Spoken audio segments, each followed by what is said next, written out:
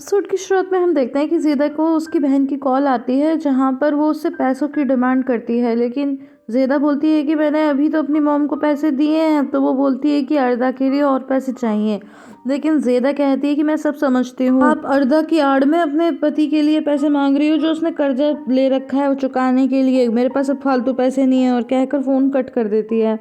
थोड़ी देर बाद वहाँ पर मिसेस हतीजे आती हैं और ज़ेदा उन्हें देखते ही गुड मॉर्निंग करती है और पूछती है बाहर और बच्चों के बारे में। तो वो बोलती हैं कि बस वो थोड़ी देर में अभी आ ही रहे हैं। तो उसके बाद ज़ेदा बोलती है कि क्या बाहर ने बताया मॉम कि वो लोग कहाँ थे, क्या कर रहे थे? तो वो बोलती हैं कि अभी वो थोड़ी देर में आ रहे थे, तो तुम उन्हीं से पूछ लेना। पर बेटा तुम इतनी ज़ोर ज़ोर से चिल्ला क्यों रही थी? तो वो कहती है कि मॉम ये तो यूजुअल बात है, मेरी बहन बस मुझसे पैसे मांगने में लगी रहती है, वो भी अर्धा का नाम ले लेकर। तो फिर मिसेस हतीजे कहती हैं कि बेटा तुम अर्धा के पिता से क्यों नहीं कांटेक्ट करती? तो वो बोलती है कि नहीं, अर्धा के लिए उसकी मॉम ही काफ़ी हैं, बस मैं ही हूँ। नेक्स्ट सीन में हम देखते हैं कि बाहर बच्चों के साथ कैफे की तरफ आ रही होती है और बच्चों से कहती है कि बेटा हम सीधा चुपचाप किचन में जाएंगे और तुम लोग शोर मत मचाना, हम सरप्राइज देंगे ज़ेदा दीदी को, वो तुम्हें देखकर बहुत ही ज़्यादा सरप्राइज हो जाएंगी। तो बच्चे कहते हैं कि ठीक है मॉम, और बहुत ही एक्साइटेड होते हैं, खुश होते हैं। लेकिन जैसे ही कैफे पहुंचते हैं तो चिल्लाना शुरू कर देते हैं ज़ेदा दीदी ज़ेदा दीदी, और फिर देखते ही वो दोनों बच्चों को जल्दी से गले लगा लेती है और बहुत खुश होती है। फिर डोरू बोलता है दीदी मैंने आपको सपने में देखा। तो फिर निशान बोलती है मैंने भी देखा, लेकिन वो कहता है नहीं मैंने देखा था। तो ज़ेदा बोलती है मैं तुम दोनों पर वारी वारी जाऊं, और दोनों के पेट में अपने मुंह से गुदगुदी करने लगती है। तभी उसकी नज़र बाहर पर पड़ती है और वो एकदम इमोशनल हो जाती है और जाकर सीधा बाहर को गले लगा लेती है और कहती है कि मैं तुम पर वारी वारी जाऊं, मैंने तुम्हें बहुत याद किया, हरी का बहुत बहुत धन्यवाद कि तुम आ गई। सच में बाहर कितनी किस्मत वाली है कि सब लोग उसे इतने प्यार करने वाले मिले। और फिर वहाँ पर एमरी भी आ जाता है और वो बाहर का वेलकम करता है और कहता है कि बच्चों मैं तो तुमसे मिला ही नहीं हूँ। तो फिर वो बोलते हैं कि मैं निशान हूँ, और वो बोलता है मैं डोरुक हूँ। तो वो उनसे कहता है कि मुझे तुमसे मिलकर बहुत खुशी हुई, और उनसे हाथ भी मिलाता है। वो बाहर से कहता है कि लगता है अब तुम अब घर वापस आ गई हो। तो वो कहती है कि हाँ क्या मैं काम शुरू कर सकती हूँ? तो कहता है हाँ कल से ही शुरू कर दो। तो वो कहती है कि थैंक यू सो मच।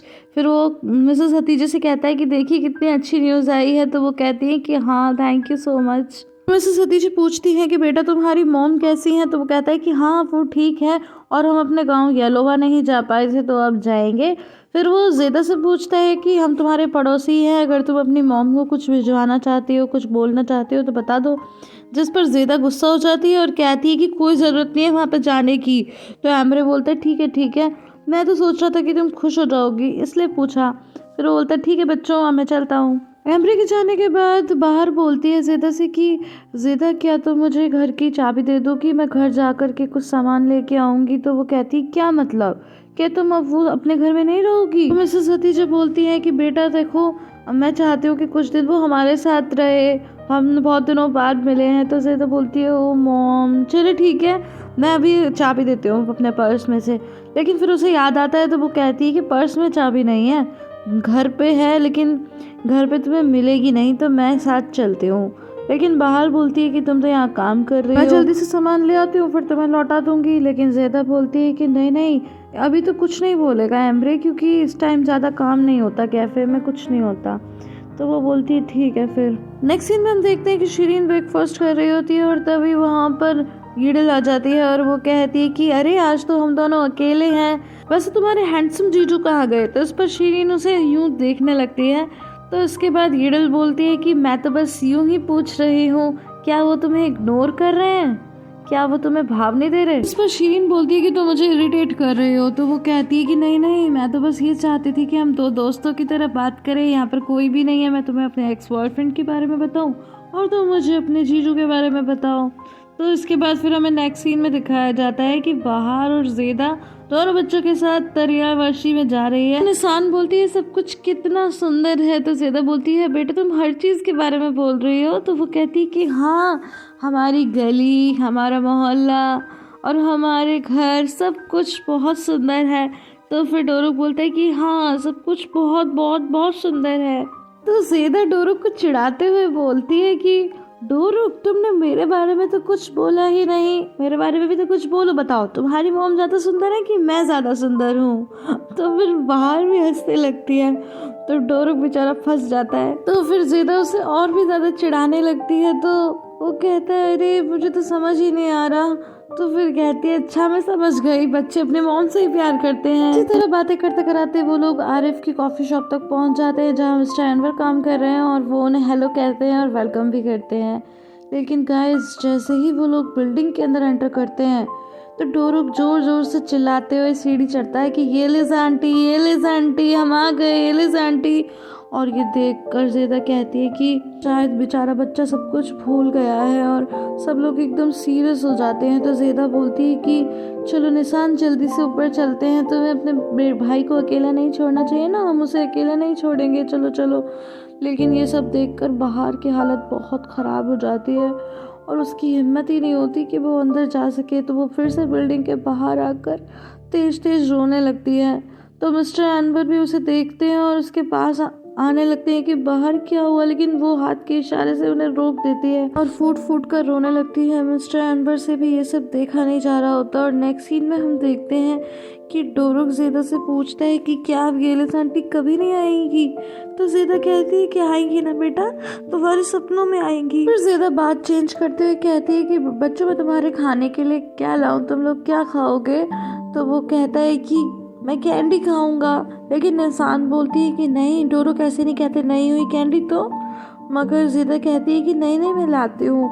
मगर वो किचन में जाती है तो सच में वहाँ पे कुछ होता नहीं है। वो इधर उधर ढूंढती है। तो पहले तो ज़ेदा कुछ और ले जा रही थी, लेकिन तभी उसे याद आता है और वो अपने अलमीरा खोलकर ये लिज का एक कॉर्न निकालती है। उस कॉर्न के अंदर कैंडीज रखी होती हैं और वो बच्चों को वही कैंडी सर्व कर देती है। गाइस, ये सीन बहुत ही ज्यादा इमोशनल होता है। बच्चों से कहती है कि तुम इसे एंजॉय करो, इतने में तुम्हारे घर की की ढूंढती हूँ। लेकिन डोरुक बोलता है कि दीदी अभी तक मॉम क्यों नहीं आई? तो वो कहती है कि मैं की ढूंढती हूँ, फिर मैं तुम्हारी मॉम को देखने जाऊंगी। नेक्स्ट सीन में हम देखते हैं कि मिस्टर अनवर का मन बहुत ही बेचैन होता है, क्योंकि वो अभी भी बाहर को रोता हुआ देख रहे थे। और तभी उनका एक कस्टमर कहता है कि अनवर बाबा, हम 2 घंटे से आपको आवाज़ दे रहे हैं, आप सुन ही नहीं रहे हो।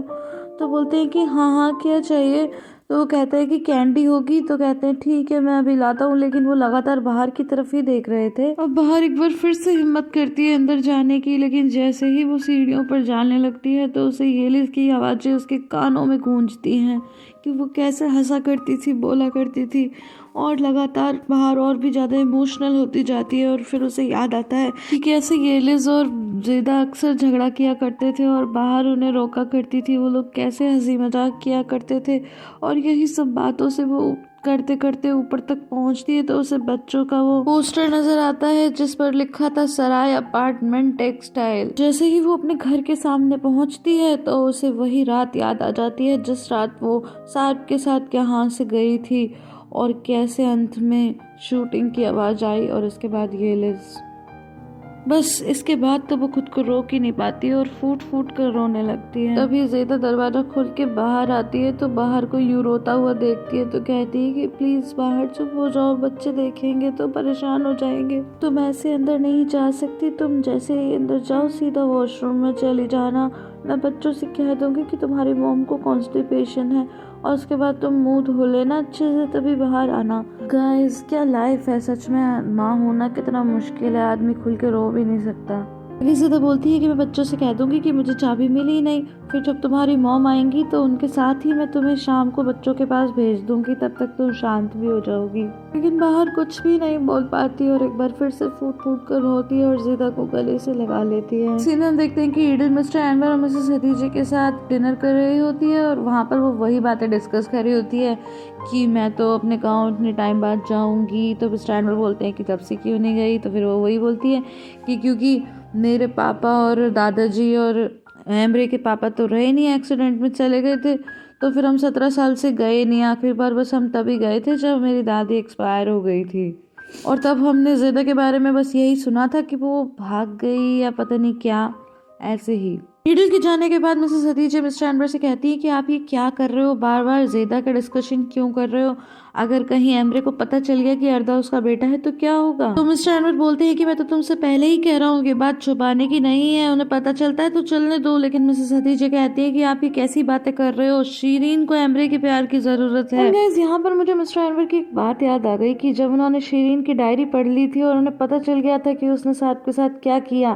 तो उस वक्त तो वो पुलिस के पास नहीं गए, उस वक्त तो उन्होंने बस अपनी बेटी का ही सोचा। और अभी जब मिसेस हदीजा उन्हें ये सब करने के लिए कह रही हैं तो उन्हें सारे मोराल याद आ रहे हैं। तो मिस्टर अनवर गुस्से से बोलते हैं अच्छा तो फिर मैं क्या करूँ, गाड़ी का जाके पंचर कर दूं ताकि आगे जाकर वो लोग पहुंच ना पाए, और फिर गुस्से में वहां से चले जाते हैं। अब नेक्स्ट सीन में हम देखते हैं कि सार्प रूम में बैठा होता है और तभी वहां पर डोरुक निशान नहा धोकर आते हैं। जब बाहर उन्हें बाल बाल पहुंचने लगती है तो फिर डोरुक बोलते हैं कि पापा आप ऐसे यहाँ पर क्यों बैठे रहते हो। तो फिर वो बोलता है कि बेटा मैं बहुत थक गया हूँ। तो फिर निशान बोलती है कि आप मेरी मौसी को पसंद नहीं करते ना, मैंने कभी भी बात करते हुए नहीं देखा। लेकिन डोरुक बोलता है कि मैंने तो उनकी तरफ एक बार देखा था ऐसे ऐसे। तो बाहर को तो हंसी आ जाती है। इतने में शीरीन वहाँ आ जाती है और कहती है कि ये लो तुम्हारे ससुर का कॉल है। तो फिर सार्प फोन उठाता है तो मिस्टर स्वाद बोलते हैं कि तुम अभी मिलने आ जाओ, कुछ डिस्कस करना है। तो वो बोलता है कि ठीक है मैं आ रहा हूँ। इसके बाद हमें नेक्स्ट डे मॉर्निंग का सीन दिखाया जाता है जहाँ पर हम देखते हैं कि ईडल और एमरे एक शॉप से बाहर निकलते हैं और कार में बैठते हैं। तो एमरे बोलता है कि अब मैं नहीं जा रहा पड़ोस में, अब उनकी डील भी कैंसिल हो जाती है। तो फिर ईडल बोलती है कि नहीं नहीं इतनी दूर आए हैं तो एक बार प्लीज चलो ना, नेबरहुड में भी चलो। तो गाइस मैं आपको यहाँ पे बता दूं कि वो इंटेंशनली नेबरहुड में ले जाना चाहती है, वो ऐसा क्यों करना चाहती है ये तो आपको अगले एपिसोड में पता चलेगा। और इसी के साथ ये एपिसोड यहाँ पे गाइस आई होप आपको ये वीडियो पसंद आई होगी। अगर पसंद आई है तो इसे लाइक शेयर एंड कमेंट करना बिल्कुल भी ना भूलें। फिर मिलती हूँ अगले वीडियो में, तब तक के लिए bye bye and take care.